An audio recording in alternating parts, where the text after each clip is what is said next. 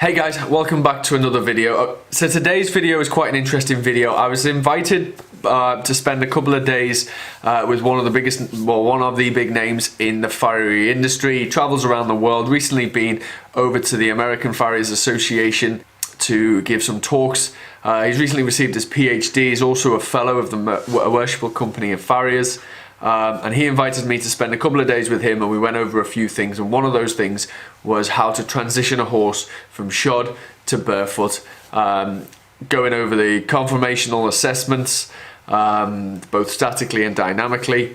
We went over foot mapping and understanding geometric proportions, and then we basically took all that information and actually applied it to trimming the foot in order to allow it, or to maintain sort of hoof structure and solar depth, in order to actually allow that horse to transition from shod to barefoot. So really interesting. I've broken them down into a couple of videos, so let's jump straight into it. Check it out. Enjoy this video. The way you choose to think right now is just that, a choice. You may not realize. Hello. Hello. Mark, how's it going? How you doing, mate? Yeah, not so bad, mate. Nice to see you. Keeping well? It's a big one. Okay guys, so I've come to spend a couple of days with this guy here. This is Mark Caldwell, and we're here to look at this horse who we are transitioning out of shoes to barefoot. And we're going to go over a little bit of foot mapping and relating that to the geometric proportions. Take this horse, which is a thoroughbred horse with weak, collapsed heels, poor horn quality. The object of the exercise is transition it out of shoes into a barefoot habitat. So we're going to look at its general conformation, go through an assessment, use the foot mapping, and then add that to trying to determine the form and the shape of the foot and the geometric proportions of the foot, so that we leave foot mass and allow it to transition without over trimming it. As Mark clearly pointed out, you know, we're dealing with a horse that's got poor horn quality, low heels. We've got these elongated toes, so getting this horse out of these shoes, allowing these foot to function more naturally, there's got to be a bonus for this horse. So these shoes look like they've been on a while anyway, but we can see how these sort of heels have shot forward, the foot's migrated forward. So what we'd like to do is get these shoes off. We're going to bring back the leverage from the toe and maintain as much strength in these feet as we possibly can. I've got some little yellow secret dots here. I'm going to stick on the horse's lateral side and down its dorsal plane. I'm going to put these roughly at the centre of the joints to try and indicate the axis of the limb, the axis of its shoulder, orientation of its limb, and the difference between its phalangeal axis and its shoulder axis, to highlight its hoof passing axis and general foot balance. I'm going to stick one of these in the middle of the scapula, another one of these just feeling down here to the front of the shoulder, one at the elbow, one there in the middle of his knee, middle of his fat joint. This is a great tip that I've just picked up from the previous horse that we trimmed with Mark, and it allows you to actually look at the horse slightly differently. So you're not just looking at the horse, you're actually putting these markers on, and you can see the alignment of the whole four limbs. So it's a great tip, or a great little trick to be able to sort of just train your eye to look at the right things. Unfortunately, lots of people, when they're looking at a horse, they look at its ears and its coat and its shiny and how pretty it looks. I don't. I look at Adams's line diagrams. And so these just illustrate the points that Adams's line diagrams about conformation relate to. Now I know that not all horses have got perfect conformation, but those lines do indicate weight fall. Weight falls in a straight line through a centre of mass. Okay, so that's why we use these to illustrate the point. If we look here, draw an imaginary line through its scapula, look down here at its phalangeal axis, those two should match. So what are you actually seeing from these markers now on the horse? What can you see straight away? What stands out to yourself? The first thing is that the horse isn't really prepared to stand square and load through the limb. Yep. Kind of stood forward. It's overloading the fat lock, because it's got quite a long pastern. and the whole hoof wall is migrated forward. This column of bones should be square underneath the centre. Forward. See, it's reluctant to stand square in any shape or form. That's a postural adaptation about trying to unload the back of the heels. If you look down at the foot, you can see that the ground bearing border, or its base, is well in front of this load line through the limb. So as a consequence of that, the tendons take up a little bit more tension and try to pick the limb up out of the back of the heels. When it can't do that and it's putting too much strain on the tendons, it adopts its posture to try and relieve the strain. The line should dissect that limb equally in half to the ground bearing border. You can see that this foot is displaced off to the lateral side. The medial side is contracted and upright, and we've got what appears to be a slight carpal deviation. But if we pick this up and allow it to be non-weight bearing, you can see that actually the carpus lines up reasonably straight with the radius and the fetlock.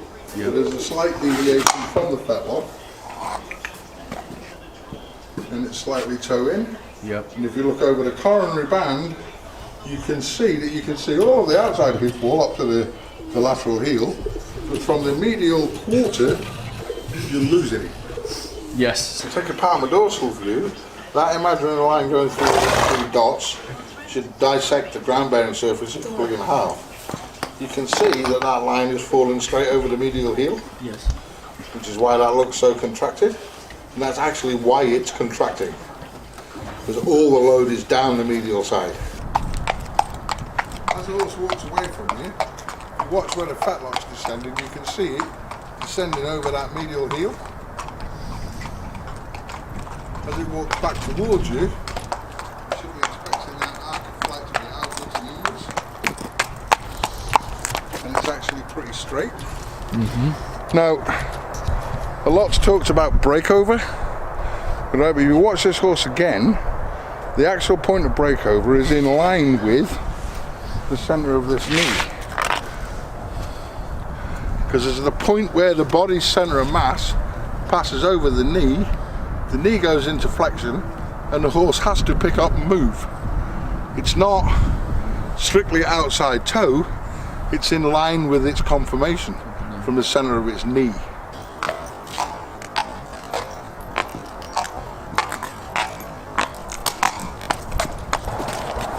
You'd say that the shoe wear indicates that it's breaking over lateral toe, but it's not, it's in line with its knee. Here, look. Yeah? That actually accentuates the distortion of the hoof capsule. If that's its centre, you can see how contracted this medial heel is. You can see that on the floor here, you can see how that heel's really come underneath it. The shoe's not helping it where it is now, because the shoe's offering no support to this heel whatsoever. Yeah. You can see how this goes straight under. Look. She's coming over on it already, and you're getting a buckle in here on this wall. You literally can't see the medial side, can you? No, you can't. No. But you can see all the lateral side. Yeah, you can. Yeah. So all of that load is causing that heel to bend actually towards the centre. Yes. It's folding over. It's a fine example of why, you know, having a horse walk up and down, you don't need to necessarily trot it up and down, but walking it up and down can show so many things. You know, you can see how the limb or how the foot is being loaded, and what considerations need to be taken before you actually do anything to the foot. I've just noticed something really interesting. Watch this foot when it's being picked up. As Josh picks it up and flexes the fetlock and pastern to get underneath it, watch how it turns towards the axis of the body. That's indicating that fetlock virus conformation that we saw outside. Just slowly pick it up. This one, George. Yeah, now pick it up as if you're going to get underneath it. Now watch. See how it turns? Yeah, yeah, okay. Yeah, that's that fetlock virus. Do that again? Oh, yeah, yeah. Okay. Yeah. On this right hand, you put two more of these fluorescent yellow stickers to try and give you an impression of the coronary band trajectory. Okay, now when you look at that coronary band trajectory, that should come and fall just below into the back of the carpus. If you look at this one, it's almost up to the elbow. Yeah? Yep. If you also look at this foot, there's a domed humped appearance 2/3 of the way up, coupled with this low, weak, collapsed heel behind, indicate that P3 is possibly derotated or at least parallel in origin on its palmar angle. Another indication of that is the deep vault at the tip of the frog. See how the sole's really deeply vaulted? That means that the arch of P3 is further up the hoof wall than the hoof. And you look at the heel bulbs here, they're quite squashed and flat. You were saying that the arch of the pedal bone is higher up the hoof wall. What does that mean exactly? Well, there's your normal P3 is normally at an angle, yeah? Yeah. And it's domed, isn't it, where the insertion plexus ends. Yeah. If it's rotated, I see. yeah, Right, the okay. peak of that arch is higher. Right. Which is why the sole looks more arched at that point of frog. Okay. Yeah. Okay, so Josh is going to take these shoes off now, and then we're going to have a look at the solar aspect of the foot. We'll do a little bit of foot mapping, and then we'll see what the foot's showing us. Okay guys, so that's part one. So there's so much information that Mark's covering here. I decided to break these videos down into a couple of series or a couple of parts. So so the next couple of videos that are coming up, we're going to look into foot mapping a little bit more. I know I've highlighted it on a previous video, but we're going to go into that a little bit more detail and actually explain what we mean by geometric proportions, and then we're going to go on in probably another video of how we actually interpret all that information and actually trim the foot accordingly. So how we actually take it from shoes to barefoot. So there's so much information to come, guys. I hope you enjoyed this video. I'm very grateful to Mark for spending a bit of time with me. I'll drop his social media pages into the description below, and even his website. And some of the products that we've used, some of the calipers, the contour gauges, all them sort of gadgets, I'm going to drop links into the description where you can actually get some of them for yourselves. And if I can get hold of some, I'll certainly be popping them onto the shop over on the website. So be sure to check that out. But yeah, don't forget to hit that subscribe button, guys. Check out some of my other videos here, and I shall see you on the next video. Take it easy.